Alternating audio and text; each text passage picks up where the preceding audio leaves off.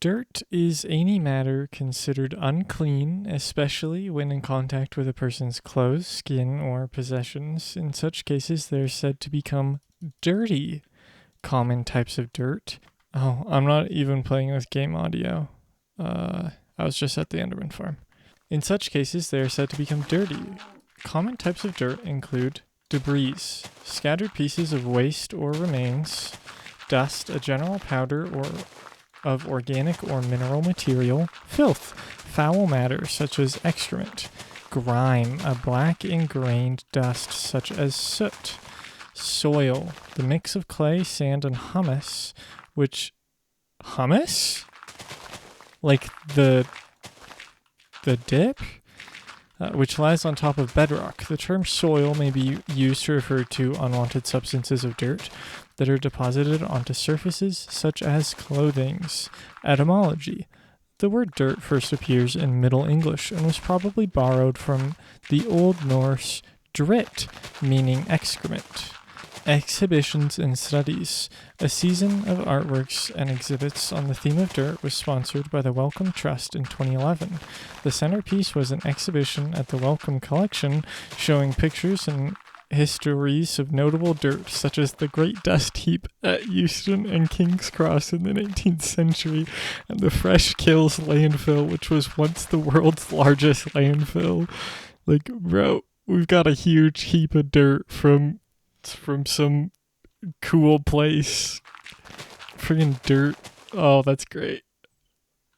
I love this. Cleaning. When things are dirty, they are usually cleaned with solutions like hard surface cleaner and other chemical solutions. Much domestic activity is for this purpose: washing, sweeping, and so forth. In a commercial setting, a dirty appearance gives a bad impression. An example of such place is a restaurant. The dirt in such cases may be classified as temporary, permanent, and deliberate. Temporary dirt is streaks and detritus that may be removed by ordinary daily cleaning. Permanent dirt is ingrained stains or physical damage to an object, which requires major renovation to remove. Deliberate dirt is that which results from design decisions such as decor in dirty orange or grunge styling. And we've also got some pictures of, we've got the Great Dust Heap of London at the Battle Bridge. That's cool. Dirty Dick's is a Bishopgate pub. Okay, and dirt-covered sidewalk in Brooklyn. Cool. Sorry, I had to tab out to fully read that. That's my bad. Okay, disposal.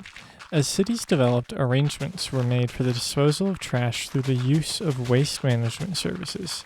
In the United Kingdom, the Public Health Act of 1875 required households to place their refuse into a container that could be moved so that it could be carted away. It was the first legal creation of the dustbin. Health. Modern society is now thought to be more hygienic. Lack of contact with microorganisms in dirt when growing up is hypothesized to be the cause of the epidemic of allergies such as asthma. The human immune system requires activation and exercise in order to function properly, and exposure to dirt may achieve this. For example, the presence of Staphylococcus bacteria on the surface of skin regulates the inflammation which results from injury. Even when no visible dirt is present, contamination by microorganisms, especially pathogens, can still cause object or location to be... can still cause an object, I missed a word, to be considered dirty. For example, computer keyboards are especially dirty as they contain on average 70 times more microbes than a lavatory seat. I just took my hand off my keyboard. Okay, put it back on. I don't care enough. People and animals may eat dirt. This is thought to be caused by mineral deficiency, and so is the condition commonly seen in pregnant women: neurosis. People may become obsessed by dirt and engage in fantasies and compulsive behavior about it, such as making and consuming mud pies and pastries. The source of such thinking may be genetic, as the emotion of disgust is common, and the location for this activity in the brain has been proposed. Alright, so that didn't tell me anything. Oh, I just broke my shovel. Look at this shovel, though. Tell me that that's not the best shovel.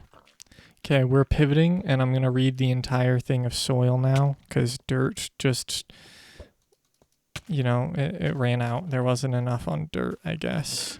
Future editing me here, we did not actually finish the entire thing. It was so long. Also, yes, I'm doing this while I'm actually digging. So if, I'm kind of playing Minecraft in the corner of my eye. Soil, also commonly referred to as earth, is a mixture of organic matter, minerals, gases, and water, and organisms that together support the life of plants and soil organisms. Some scientific definitions distinguish dirt from soil by restricting the former term specifically to displaced soil. Soil consists of a solid collection of minerals and organic matter, the soil matrix, as well as a porous phase, pore space that holds gases, the soil atmosphere, and a liquid phase that holds water and dissolved substances, both organic and inorganic in ionic or in molecular form, the soil solution. Accordingly, soil is a complex three-state system of solids, liquids, and gases. Soil is a product of several factors: the influence of climate, relief, elevation, orientation, and slope of terrain, organisms, and the soil's parent materials, original minerals, interacting over time. It continually undergoes development through numerous physical, chemical, and biological processes, which include weathering with associated erosion. Given its complexity and strong internal... Oh, I'm hearing zombies. I gotta go to bed.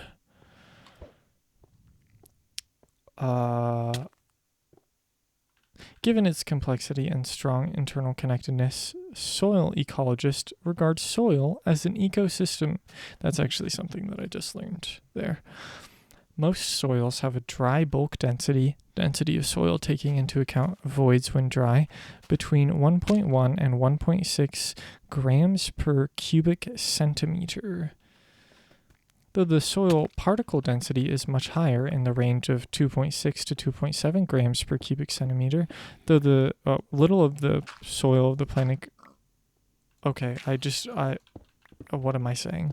Little of the soil of planet Earth is older than the Pleistocene, and none is older than the Cenozoic. Although fossilized soils are preserved from as far back as the Archean, collectively the Earth's body of soil is called the pedosphere.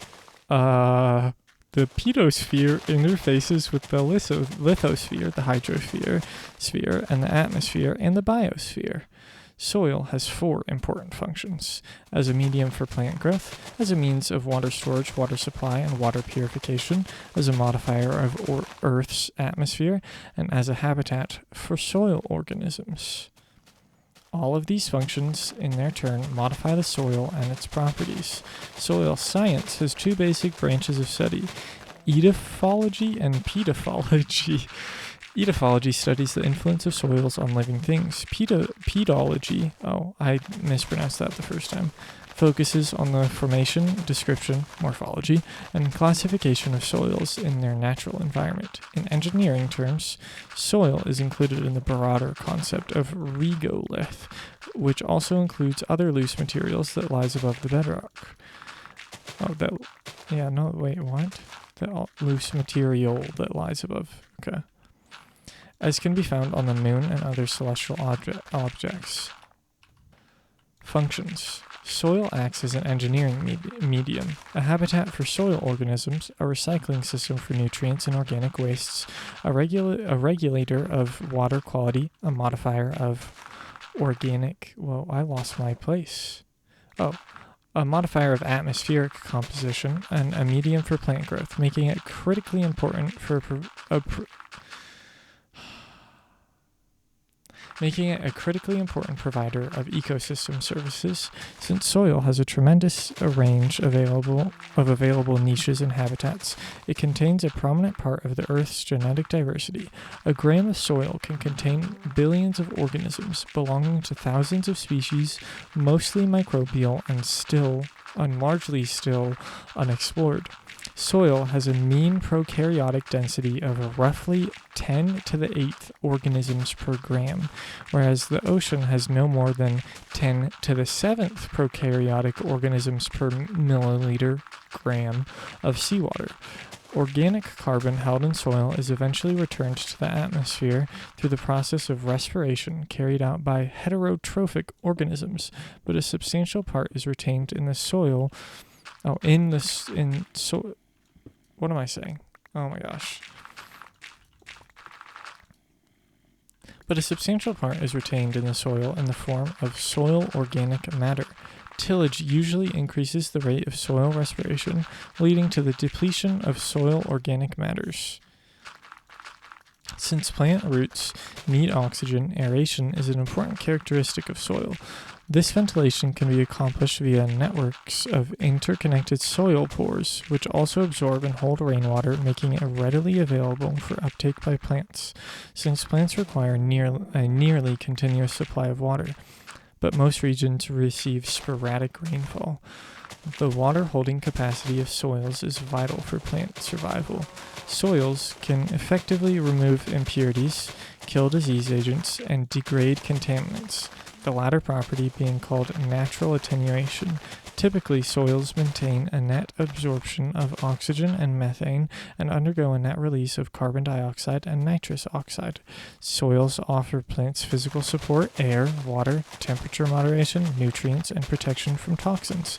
Soils provide readily available nutrients to plants and animals by converting dead organic matter into various nutrient forms. Soil is a major component of the Earth's ecosystem. The world's ecosystems are impacted in far-reaching ways by the processes carried out in the soil, with effects ranging from ozone depletion and global warming to rainforest destruction and water pollution. With respect to Earth's carbon cycle, soil acts as an important carbon reservoir and is potentially one of the most reactive to human disturbance and climate change. As the planet warms, it has been predicted that soils will add carbon dioxide to the atmosphere due to increased biological activity. Oh, I ran out of inventory space. Also, hi, cow. This one's going to be the grass blocks for now. I'm not going to get a lot because this is the only Silk Touch pickaxe I've ever gotten. I mean, not pickaxe, shovel.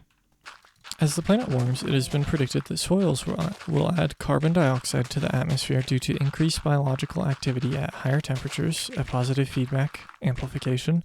This prediction has, however, been questioned on consideration of more recent knowledge on soil carbon turnover. Guess they don't tell me anything about that. Alright, this is composition. A typical soil is about 50% solids, 45% mineral and 5% organic matter, and 50% voids or pores, of which half is occupied by water and half by gas. The percent soil mineral and organic content can be treated as a constant in the short term, while percent soil, water, and gas content is considered highly variable, whereby a rise in one is simultaneously balanced by a reduction in the other. The pore space allows for the infiltration and movement of air and water, both of which are critical for life existing in soil. Compaction, a common problem with soils, and particularly under heavy machinery traffic, reduces the space, preventing air and water from reaching plant roots and soil organisms. Given sufficient time, an undifferentiated soil will evolve a soil profile that consists of two or more layers, referred to as soil horizons. These differ in one or more properties, such as their texture, structure, density, porosity, consistency, temperature, color, and reactivity. The horizons differ greatly in thickness and generally lack sharp boundaries.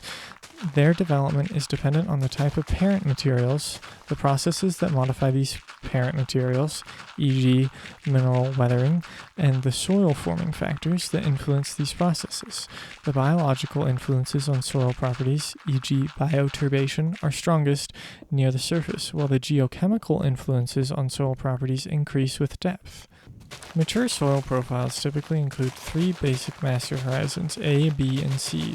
The solum normally includes the A and B horizons. The living component of the soil is largely confined to the solum and is generally more prominent in the A horizon.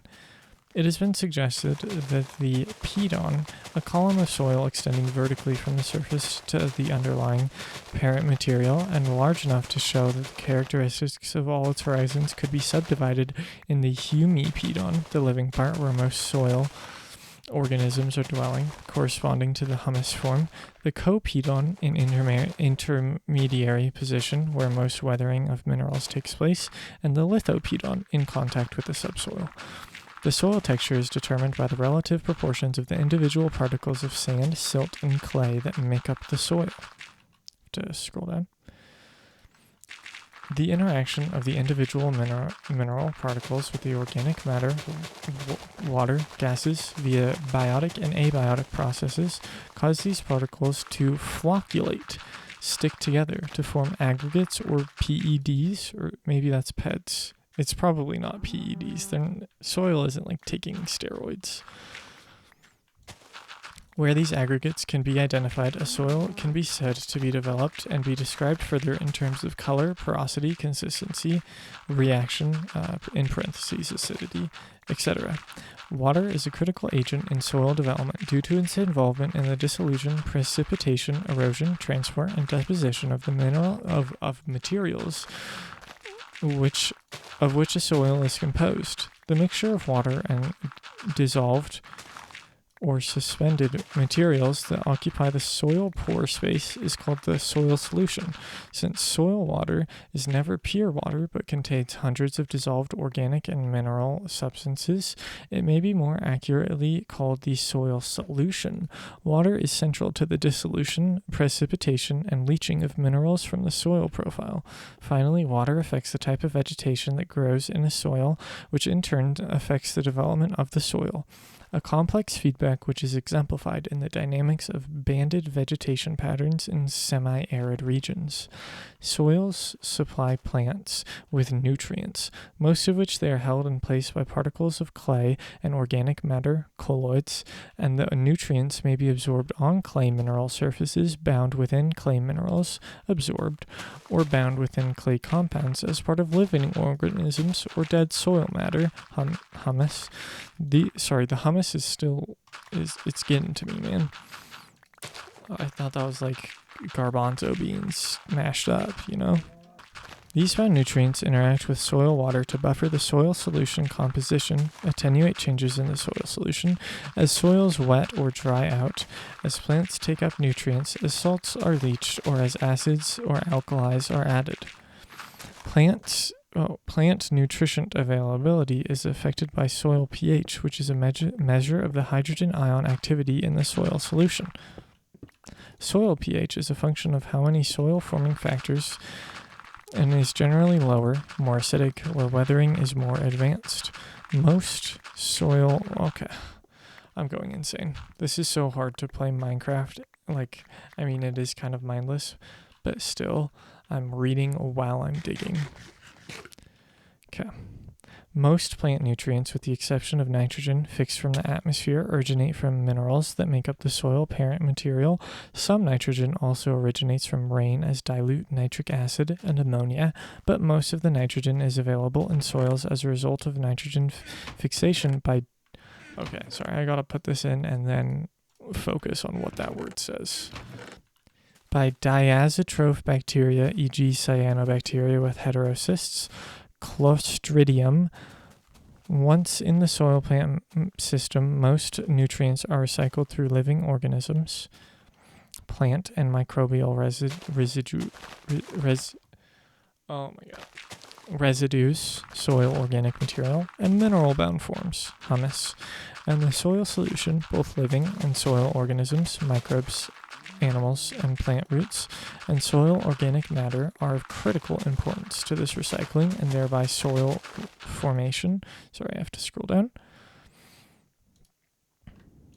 And soil fertility. Microbial enzymes may release nutrients from minerals or organic matter for use by plants and other microorganisms.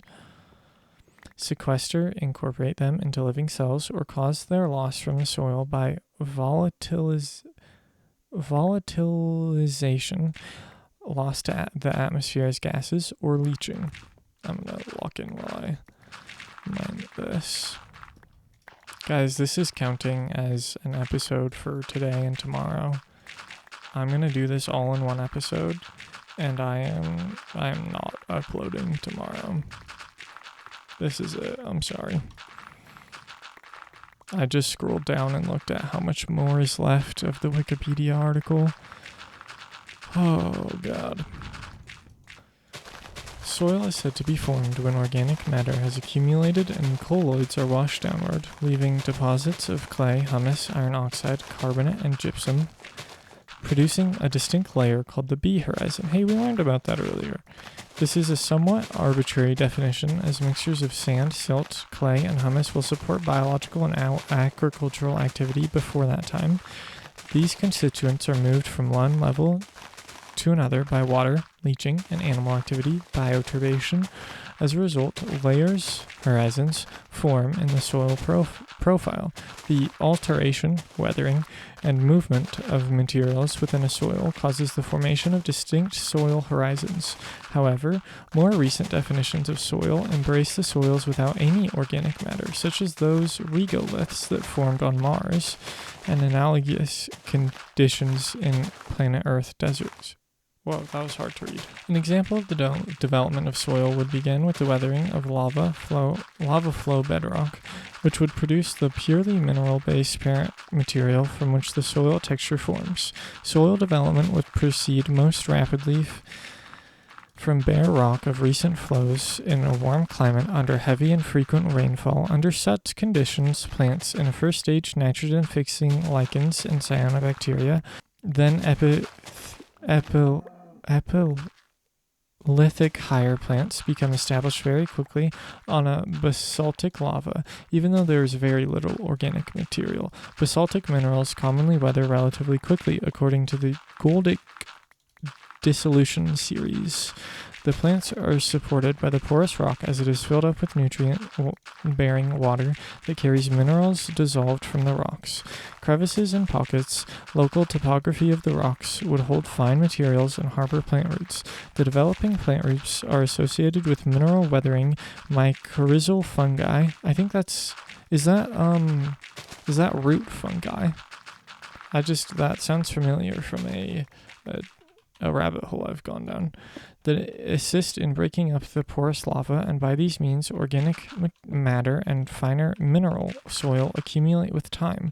Such initial stages of soil development have been described on volcanoes, inselbergs, and glacial moraines. Soil formation is governed by 5 interrelated soil formation factors: climate, organisms, topography or relief, parent material, and time, which together drive the development and evolution of soil. Soil formation factors are often referred to by the acronym CLORPT. Oh, that's too good. Physical properties. Sorry, cow. I didn't mean for you to take damage. You're going to die one of these days. The physical properties of soils, in order of decreasing importance for ecosystem services such as crop production, are the relative proportions of the 3 kinds of soil mineral particles called soil separates: sand, silt, and clay. At the next larger scale, soil structure called PEDs, or most commonly soil aggregates, are created from the soil separates when iron oxides, carbonates, clay, silica, and humus coat particles and cause them to adhere in larger, relatively stable secondary structures.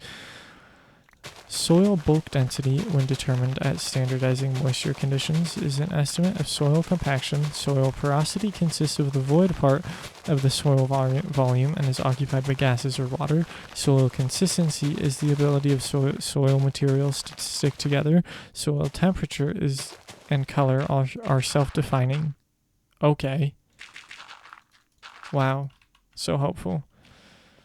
That's the equivalent of saying, it's in the name, dumbass. Resistivity refers to the resistance to conduction of electric currents and affects the rate of corrosion of metal and concrete structures which are buried in soil. These properties vary through the depth of the soil profile, i.e. through soil horizons. Most of these properties determine the aeration of the soil and the ability of water to infiltrate and be held within the soil. Soil water content can be measured as volume or weight.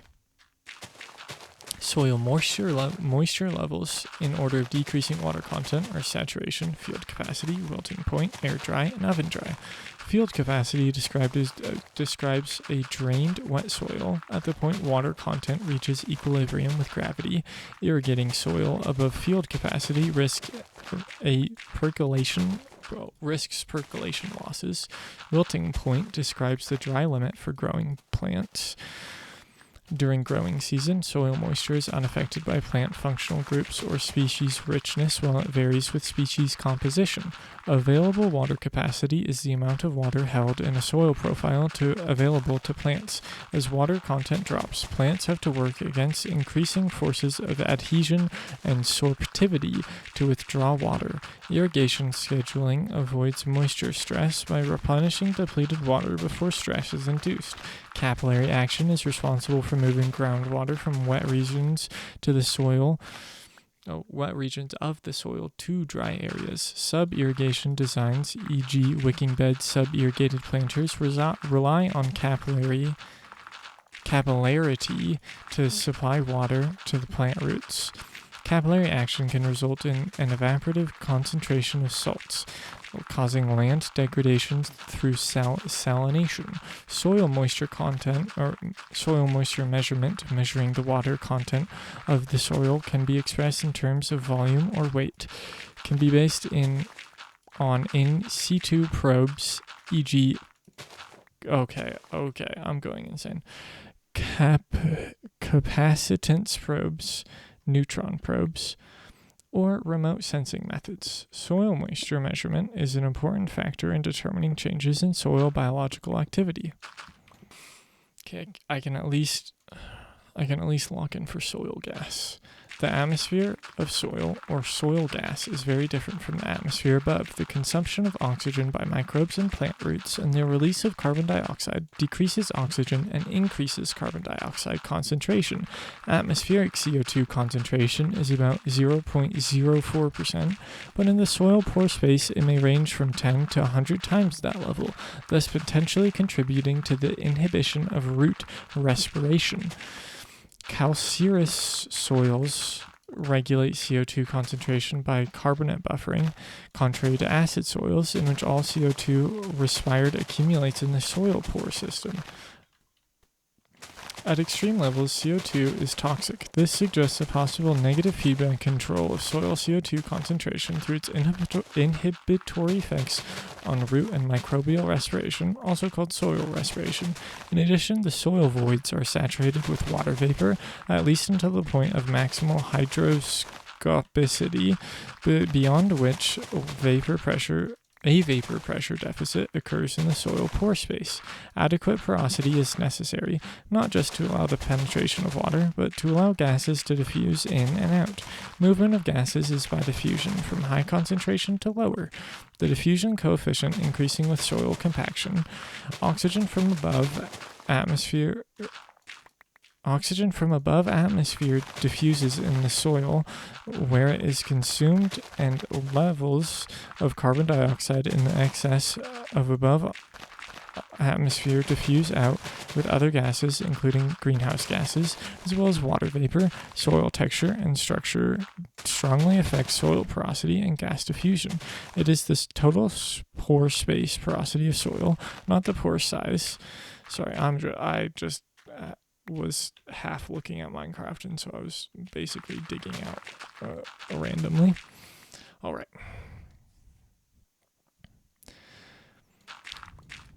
And the degree of poor interconnection, or conversely poor sealing, together with water content, air turbulence, and temperature that determine the rate of diffusion of gases into and out of soil.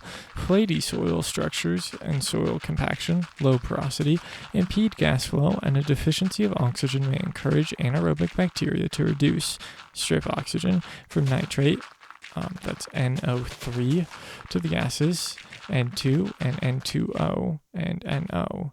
I don't understand why they aren't just why they're using like the formulas of them and not just the name, which are then lost to the atmosphere, thereby depleting the soil of nitrogen, a detrimental process called denitrification. Aerated soils is also a net sink of methane, CH4, but a net producer of methane. What? Okay, this is so confusing to me. Aerated soil is also a net sink of methane, CH4, but a net producer of methane, a strong heat-trapping greenhouse gas, when soils are depleted of oxygen and subject to elevated temperatures. Oh, I understand it. Okay. It's just like awkward separation, I guess. So aerated soil is a net sink of methane. But soils depleted of oxygen and subject to elevated temperatures are a net producer of methane. They could have structured that better. Come on, Wikipedia, guys. Soil atmosphere is also the seat of emissions of volatiles other than carbon and nitrogen oxides from various soil organisms, e.g. roots, bacteria, fungi, and animals.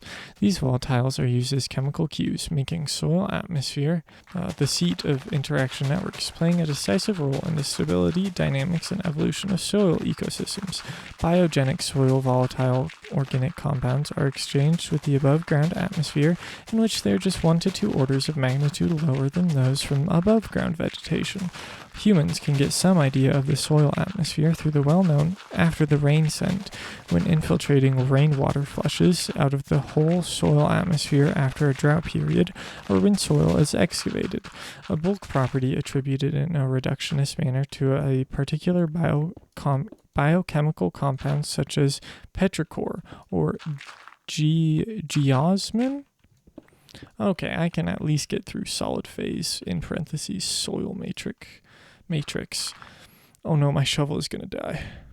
Soil particles can be classified by their chemical composition, mineralogy, as well as their size. The particle size distribution of a soil, its temperature, determines the many properties of that soil, in particular hydraulic conductivity and water potential.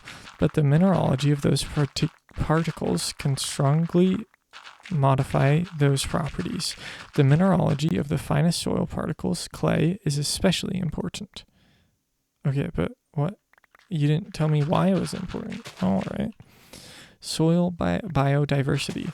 Large numbers of microbes, animals, plants, and fungi are living in soil. However, biodiversity in soil is much harder to study, as most of this life is invisible. Hence, estimates about soil biodiversity have been unsatisfactory.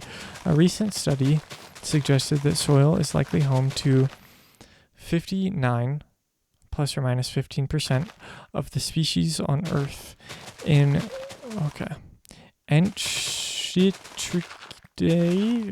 not even going to try and pronounce that. I can't.